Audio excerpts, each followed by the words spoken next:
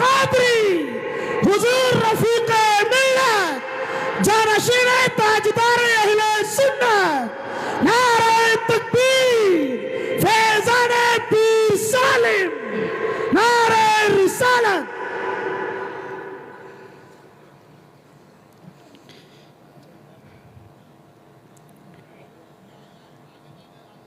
منبر نور پر جلوہ افروز تاجدار محررہ حضور رفیق ملت دامت برکاتہ القدسیہ صاحب سجادہ آستان عالیہ قادریہ. یہ ادھر جو بھائی ہمارے بول رہے ہیں ان کو خاموش کیجئے، ان کو خاموش کیجئے، جو بول رہے ہیں ان کو خاموش کیجئے. آپ لوگ خاموش ہو جائیے، بیان شروع ہو رہا ہے، تقریر کو سنیے. پیر و مرشد حضرت علامہ و مولانا الشیخ عبدالغنی محمد عطیف میاں قادری عشقی بدایونی سجادہ نشین آستانہ عالیہ قادریہ بدایون شریف و دیگر علماء کرام، حفاظ اذنام، سامعین کرام، السلام علیکم ورحمۃ اللہ وبرکاتہ. وعلیکم السلام ورحمۃ اللہ وبرکاتہ.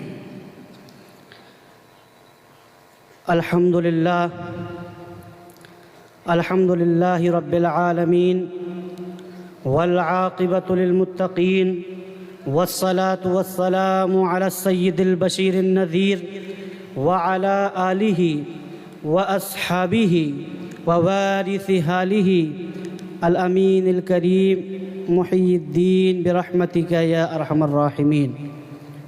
اما بعد فاعوذ باللہ من الشیطان الرجیم. بسم اللہ الرحمن الرحیم. قد افلح من تزکا. صدق اللہ مولانا العظیم وصدق رسولہ النبی الامین الکریم ونحن على ذلك لمن الشاهدين والشاكرين والحمد لله رب العالمين. قال الله تعالى في محكم تنزيله إن الله وملائكته يصلون على النبي يا أيها الذين آمنوا صلوا عليه وسلموا تسليما. پڑھیے درود پاک. اللہم صل علی سیدنا و مولانا محمد و آلہ وبارک وسلم صلاۃ و سلاما علیک یا رسول اللہ یا حبیب اللہ صلی اللہ تعالیٰ علیہ وسلم. معزز سامعین کرام، جیسا کہ ہم سب لوگوں کا یہ عقیدہ و ایمان ہے کہ کل کائنات کا خالق و مالک اور اس کو پیدا کرنے والا اللہ رب العزت ہی ہے. بے شک کائنات کی کوئی بھی شے، اس کائنات کا کوئی بھی ذرہ اس کے دائرہ تخلیق سے باہر نہیں ہے. بے شک. اور اللہ رب العزت نے اس عمدہ اور حسین و جمیل کائنات کو پیدا فرمایا اور اس کائنات کی ہر شے کو پیدا کرنے کا کوئی نہ کوئی مقصد ہے. مثلا اللہ نے سورج پیدا فرمایا تاکہ اس سے روشنی حاصل کی جا سکے. اللہ رب العزت نے آگ بنائی جو جلانے کے کام آتی ہے، اور اگر سردی کا موسم ہو تو اس سے انسان اپنی گرمی حاصل کرتا ہے. اسی طریقے سے اللہ رب العزت نے رات بنائی انسان کے آرام کے لیے. فرماتا ہے، اللہ فرماتا ہے یأتیکم بلیل تسکنون فیہ، کہ وہی اللہ ہے کہ جو تمہارے لیے رات کو لے کر آتا ہے تاکہ تم اس میں آرام کر سکو. بے شک. اسی طرح اللہ نے دن کو پیدا فرمایا تاکہ دن کو کسب معاش کے لیے پیدا فرمایا. خود فرماتا ہے وَجَعَلْنَا النَّهَارَ مَعَاشًا، اور ہم نے یقیناً دن کو کسب معاش کے لیے بنایا ہے۔ تو پتہ چلا کہ کائنات کی ہر شے کو بنانے کا کوئی نہ کوئی مقصد ہے۔ بے شک۔ معزز سامعین اکرام، اللہ رب العزت نے اسی طرح اس کائنات میں اس کرۂ ارض پر ایک مخلوق کو تخلیق کیا جس کو انسان کہا جاتا ہے۔ تو اللہ رب العزت نے اس انسان کے پیدا کرنے کا کوئی نہ کوئی مقصد ضرور ہے۔ جب انسان سن شعور کو پہنچتا ہے، ہوش و خرد کی عمر کو پہنچتا ہے، تو اس کے سامنے مختلف قسم کے سوالات آ کر کھڑے ہو جاتے ہیں کہ آخر وہ کون ہے، اس کی پیدائش کا مقصد کیا ہے۔ تو انسان کے اس سوال کا جواب کہ اس انسان کی تخلیق کا مقصد کیا ہے، قرآن الفاظ میں جواب دیتا ہے وَمَا خَلَقْتُ الْجِنَّ وَالْإِنسَ إِلَّا لِيَعْبُدُونَ، کہ ہم نے انسان اور جنات کو محض اپنی عبادت کے لیے پیدا فرمایا۔ سبحان اللہ، سبحان اللہ، سبحان اللہ۔ پھر سوال کھڑا ہوتا ہے کہ آخر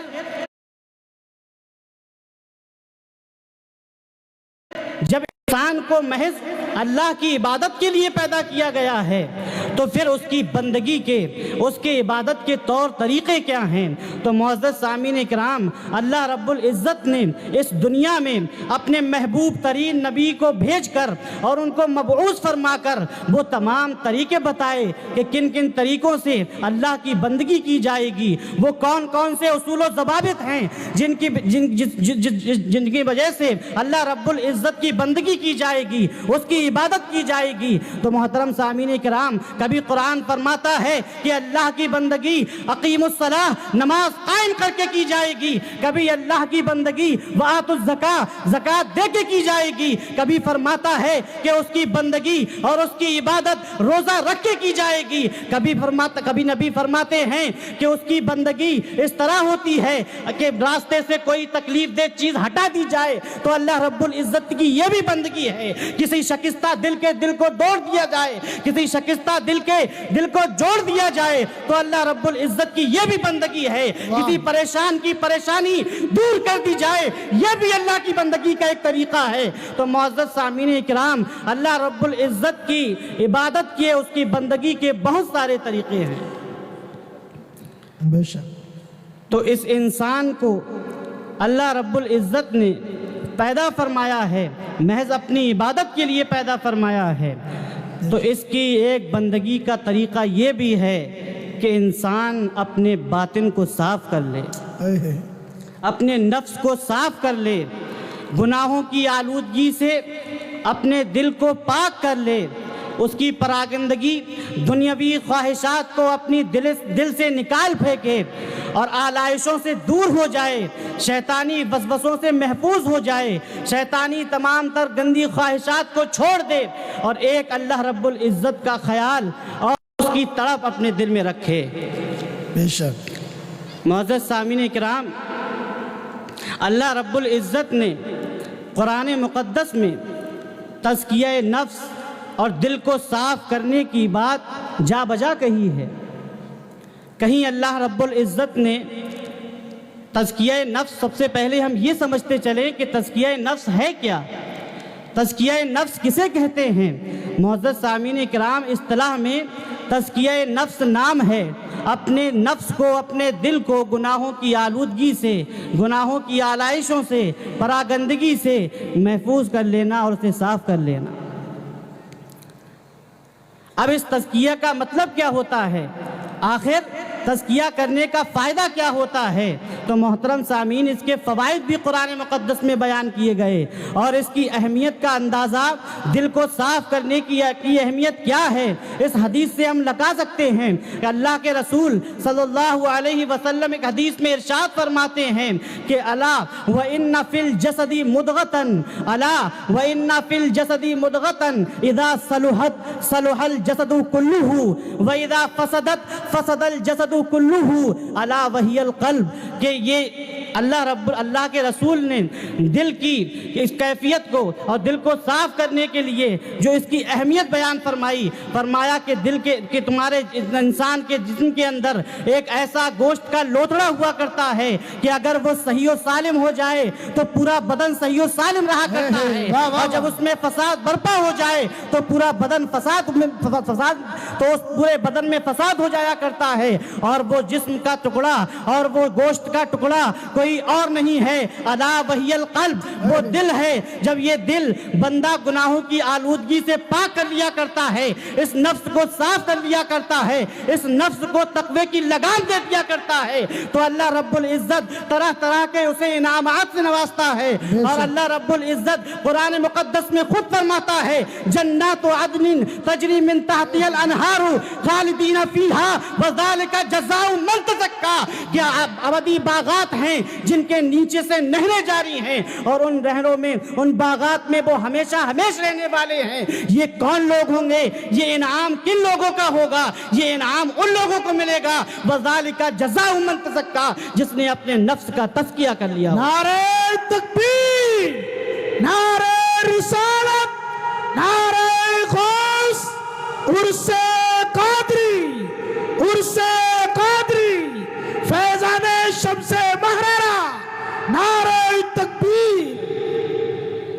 محترم سامعین اکرام، اسی طریقے سے تزکیہ نفس کی اہمیت اس بات سے بھی کی اہمیت کا اندازہ اس بات سے بھی لگایا جا سکتا ہے کہ اللہ رب العزت نے قرآن مقدس میں جہاں اپنے نبی کو 3 ذمہ داریاں سونپی ہیں، ان 3 ذمہ داریوں میں سے ایک ذمہ داری تزکیہ نفس کی بھی ہے، تاکہ لوگوں کے دلوں کو وہ صاف کریں، ان کا تزکیہ کریں۔ اللہ فرماتا ہے هو الذی بعث فی الامیین رسولا منہم یتلو علیہم آیاتہ ویزکیہم ویعلمہم الکتاب۔ تقریباً اس مفہوم کی آیات قرآن مقدس میں 4 مقامات پر آئی ہوئی ہیں، لیکن محترم سامعین اکرام، اس آیت کریمہ کو جب ہم بظاہر تلاوت کرتے ہیں، بظاہر جب دیکھتے ہیں، تو یہ محسوس ہوتا ہے کہ اس میں 3 ذمہ داریاں دی گئی ہیں۔ نمبر 1، وہ نبی، وہ رسول، وہ ایسا رسول ہے جو اللہ کی آیات تلاوت کرتا ہے، جو لوگوں کے دلوں کا تزکیہ کرتا ہے، جو لوگوں کو کتاب و حکمت کی تعلیم دیتا ہے۔ لیکن ذرا اس آیت کریمہ میں جب ہم غور و فکر کرتے ہیں تو یہ بات واضح ہو جایا کرتی ہے، وہ تلاوت قرآن ہو، وہ تلاوت آیات ہو، یا کہ کتاب و حکمت کی تعلیم ہو، یہ دونوں چیزیں ہیں تو صرف اس لیے ہیں تاکہ لوگوں کے دلوں کا تزکیہ کیا جا سکے۔ واہ واہ واہ واہ، سبحان اللہ سبحان اللہ۔ ورنہ تلاوت آیات کا کوئی اور مطلب نہیں رہ جاتا، بے شک، ورنہ پھر کتاب و حکمت کی تعلیم کا کوئی اور مطلب نہیں رہ جاتا ہے۔ اگر تزکیہ نفس کو یہاں نہ نکالا جائے کہ یہ تلاوت قرآن کیوں ہے، یہ تلاوت آیات کیوں ہے، اور یہ کتاب و حکمت کی تعلیم کیوں دی گئی، وہ اس لیے دی گئی، یہ ذمہ داری نبی پر اس لیے ڈالی گئی تاکہ اس مخلوق کا تزکیہ ہو سکے، اس کے نفوس گناہوں سے صاف ہو سکے۔ واہ واہ واہ، سبحان اللہ سبحان اللہ۔ اب سوال اس سن شعور کو پہنچنے والے انسان کے اندر پھر کھڑا ہو جاتا ہے اس کے سامنے کہ آخر تزکیہ کس طرح کیا جائے، تزکیہ کی کیا کیا صورتیں ہو سکتی ہیں۔ تو محترم سامعین اکرام، اللہ رب العزت نے احکامات جو بندوں پر نافذ فرمائے ہیں، وہ خواہ نماز کی شکل میں ہو، روزے کی شکل میں ہو، الغرض کسی مسلمان کی مدد کرنے کے حوالے سے ہو، کسی بھی طریقے کی کوئی عبادت ہے، ان عبادتوں ریاضات کے ذریعہ، کثرت ریاضت کے ذریعہ سے انسان کے دل کا تزکیہ ہوتا ہے۔ اور کبھی کبھی ایسا بھی ہوتا ہے کہ انسان عبادت تو کرتا ہے لیکن اس کا صحیح معنی میں تزکیہ نہیں ہو پاتا۔ انسان نماز ادا کرتا ہے لیکن صحیح معنی میں اس کے دل کو قرار نہیں آتا۔ انسان روزے تو رکھتا ہے لیکن صحیح معنی میں اس کے دل کو سکون نہیں مل پاتا ہے۔ تو محترم سامعین، جو لوگ ایسے مرض کے شکار ہو چکے ہیں، جو لوگ ایسے مرض میں مبتلا ہو چکے ہیں، تو ان کے لیے خانقاہ عالیہ قادریہ ہمیشہ کے لیے کھلی ہوئی ہے، اور وہ جائے، یہ خانقاہیں اسی لیے بنائی گئی ہیں تاکہ ان اہل اللہ کی دربار میں آ کر انسان اپنے نفوس کو صاف کر سکے اور تجلیات خدا کو، تجلیات الہی کا اپنے دل کو مرکز بنا سکے۔ نعرہ تکبیر، نعرہ رسالت، نعرہ غوث، عرس قادری، عرس قادری، حضور رفیق ملت، نعرہ تکبیر۔ آخر یہ تزکیہ نفس دل کو صاف کرنے کی ضرورت پیش کیوں آئی؟ کیونکہ ہم نے اس دنیا میں، اس حرص و حبس کی دنیا میں، خواہشات میں پھنس کر اپنے نفس کو گدلا کر لیا، اپنے نفس کو میلا کر لیا۔ تو جو لوگ اپنے نفس کو میلا کر لیتے ہیں تو اللہ رب العزت ان کو ذلیل و رسوا کر دیا کرتا ہے، اور اللہ کی بارگاہ سے انہیں کوئی انعام نہیں ملتا ہے۔ خود اللہ فرماتا ہے قد افلح من زکاہا وقد خاب من دساہا، کہ جو لوگ اپنے نفس کا تزکیہ کر لیتے ہیں، اپنے دل کو گناہوں سے صاف کر لیا کرتے ہیں، اس کی آلودگی سے پاک کر لیا کرتے ہیں، تو اس کے لیے کامیابی ہے۔ اور جو لوگ اس کو ایسا ہی چھوڑ دیا کرتے ہیں، اس کو خراب کر لیا کرتے ہیں، گناہوں کے دلدل میں اسے ڈال دیا کرتے ہیں، تو ایسے لوگوں کے لیے ناکامی ہے، نامرادی ہے۔ تو تزکیہ کی ضرورت اس لیے پیش آتی ہے کہ ہم شب و روز گناہوں میں مبتلا ہوتے ہیں، خواہشات دنیا میں مبتلا ہو جایا کرتے ہیں، جس کی وجہ سے ایک روایت ہے، اللہ کے رسول صلی اللہ علیہ وسلم فرماتے ہیں کہ جب انسان کوئی گناہ کرتا ہے تو اس کے دل پر ایک سیاہ نشان پڑ جایا کرتا ہے۔ اللہ۔ اور اگر انسان اس گناہ سے توبہ نہ کرے، اگر انسان اس گناہ سے توبہ کر لے تو وہ سیاہ نشان مٹ جایا کرتا ہے۔ لیکن جب یہ انسان اللہ کی بارگاہ میں توبہ نہیں کرتا، اس گناہ سے باز نہیں آتا ہے اور گناہ پہ گناہ کیے جاتا ہے، تو اس کا وہ کالا نشان بڑھتا چلا جاتا ہے، اور حد ہو جاتی ہے کہ اس کا پورا دل سیاہ ہو جایا کرتا ہے۔ اب اس پر، انسان پر اچھی بات کوئی اثر اندوز نہیں ہوتی ہے، کسی بھلائی کی بات اثر نہیں کرتی ہے۔ تو ایسا انسان جو گناہوں کو، جس کا گناہوں کی وجہ سے، گناہوں کی باعث جس کا نفس کالا ہو چکا ہے، جس کا دل سیاہ ہو چکا ہے، تو وہ کثرت سے ریاضت کرے، کثرت سے عبادات کرے، اہل اللہ کی صحبت میں بیٹھے۔ جب وہ لوگ سیاہ جن کے نفوس ہو جاتے ہیں، اہل اللہ کی صحبت اختیار کیا کرتے ہیں، اللہ کی عبادت بھی کیا کرتے ہیں۔ اور محترم سامعین اکرام، جو لوگ اپنے نفس کا حال جان لیا کرتے ہیں، جب انہیں اپنے نفس کی حالت پتہ چل جاتی ہے، جب وہ اپنے دل کا حال جان لیا کرتے ہیں کہ اس دل کو کس چیز کی ضرورت ہے، تو اللہ کے رسول کی حدیث ہے، اللہ کے رسول فرماتے ہیں من عرف نفسہ فقد عرف ربہ، کہ جس نے اپنے نفس کو پہچان لیا اور پھر اس کی اصلاح کر لی تو یقیناً وہ اپنے رب کو پہچان لیا۔ واہ واہ واہ، سبحان اللہ سبحان اللہ۔ معزز سامعین اکرام، آج ہم نے اس ترقی یافتہ دور میں اپنی ظاہری جسم اور اپنی ظاہری شکل و صورت پر پوری توجہ مرکوز کر دی، لیکن ہم نے اپنی باطنی کیفیات کی طرف نظر نہیں ڈالی، جس کی وجہ سے آج ہم دنیا میں ذلیل و رسوا ہو رہے ہیں۔ ہمیں نمازوں میں لذت نہیں آتی، عبادات میں مزہ نہیں آتا۔ اس کی ایک بڑی وجہ یہ بھی ہے کہ ہم نے جو اپنے نفس کو صاف کرنے کے صحیح راستے ہو سکتے ہیں وہ نہیں اپنائے ہیں۔ اب ہم لاکھ عبادت کرتے جائیں، سجدوں پہ سجدے کرتے جائیں، لیکن ہمارے دل کو سکون میسر نہیں ہو سکتا۔ کب تک نہیں ہو سکتا؟ جب تک اپنے نفس کا ہم تزکیہ نہ کر لیں، اپنے دل کو ہم گناہوں سے صاف نہ کر لیں۔ اور تزکیے کی پہلی سیڑھی یہ ہے، تزکیہ نفس کی پہلی کڑی یہ ہے کہ ہم پہلے اپنے گناہوں سے توبہ کریں، استغفار کریں، اپنے رب کی بارگاہ میں اپنے پچھلے گناہوں پر توبہ کریں، اور آئندہ کبھی گناہ نہ کرنے کا عزم مصمم کریں۔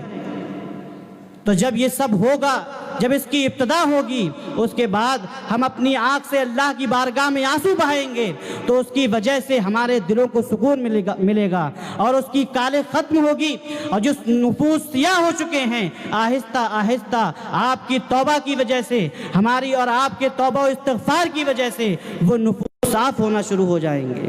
اور پھر اس پر جمال یہ ہوگا کہ ہم اور آپ اہل اللہ کی صحبت بھی اختیار کریں، عبادت و ریاضت بھی کریں، توبہ و استغفار بھی کریں، شب و روز ان کے چہرے ان کی مجلسوں میں بیٹھیں، اور جو اوقات ان سے ملنے کے ہیں ان اوقات میں ان سے ملیں آ کر، تاکہ ہمیں پتہ چلے کہ دنیا میں صحیح معنی میں اللہ کا بندہ بن کر زندگی گزارنے کا مطلب کیا ہوا کرتا ہے، اللہ کا بندہ بن کر کس طرح دنیا میں رہا جاتا ہے۔ ایک انسان وہ ہے جو دن و رات دنیاوی خواہشات میں پڑا ہوا ہے اور تانا یہ دیتا ہے کہ خانقاہوں میں یہ نہیں ہوتا، خانقاہوں میں وہ نہیں ہوتا۔ ایسے لوگوں کی قسمت پر رونے کو جی چاہتا ہے کہ جنہوں نے ابھی صحیح طریقے سے دیکھا نہیں ہے، صحیح طریقے سے نظام نہیں پرکھا ہے، وہ اس طرح کی باتیں کرنے لگے ہیں۔ معزز سامعین اکرام، اسلام نام صرف اسی بات کا نہیں ہے کہ ہم پانچوں وقت کی نماز ادا کر لیں، پڑوس میں کوئی بھوکا مر جائے اس کا ہمیں خیال تک نہ ہو۔ اسلام نام تو اس بات کا ہے کہ ہم اور آپ عبادت بھی کریں اور اس کے ساتھ خلق خدا کا خیال بھی کریں۔ بے شک۔ اور ہماری اور آپ کی عقیدت و محبت جس آستانے سے ہے، الحمدللہ وہاں علم و عرفان کے جام پلائے جاتے ہیں۔ وہاں جہاں ایک طرف قال اللہ قال الرسول کی صدائیں بلند ہوتی ہیں، وہیں دوسری طرف انسان کے دلوں کا تزکیہ بھی کیا جاتا ہے، سبحان اللہ سبحان اللہ، انسانوں کے دلوں کو صاف بھی کیا جاتا ہے۔ تو حضرات، جس کو یہ گمان ہو کہ ہم قرآن و حدیث کے معاملات زیادہ سمجھنے والے ہیں، وہ بھی یہاں آ سکتا ہے، اور جس کو اور محترم سامعین جو یہ کہتا ہو، یہ الزام رکھتا ہو کہ خانقاہوں میں مدارس میں صرف یہ سکھایا جاتا ہے وہ سکھایا جاتا ہے، تو وہ بھی آ سکتا ہے۔ آج ہم اس ترقی یافتہ دور میں، جہاں میں بات عرض یہ کر رہا تھا کہ جہاں ہم اپنی ظاہری شکل و صورت، اپنی ظاہری جسم کو سنوارنے کی طرف لگے ہوئے ہیں، ہماری توجہ جہاں مرکوز ہمارے ظاہری جسم کی طرف ہے، تو وہیں آج لمحہ فکریہ یہ ہے کہ ہمیں اپنے نفسوں کی طرف بھی غور کرنا چاہیے، ان کی طرف بھی ہمیں جھانکنا چاہیے۔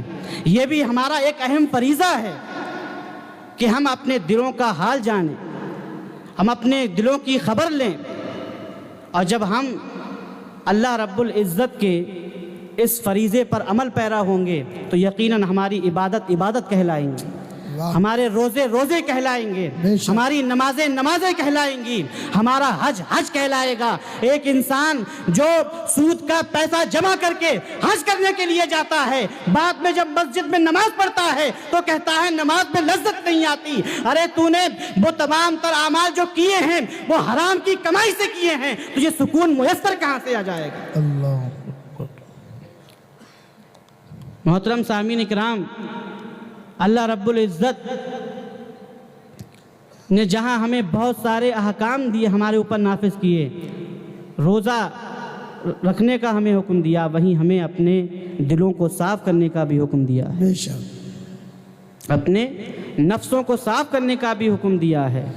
اور اس کے بہت سارے طریقے ہیں، مسلسل اور استقامت کے ساتھ عبادات ہیں، اچھے لوگوں کی صحبتیں ہیں، ان کی سنگتیں ہیں، ان کے چہرے کو تکنا ہے۔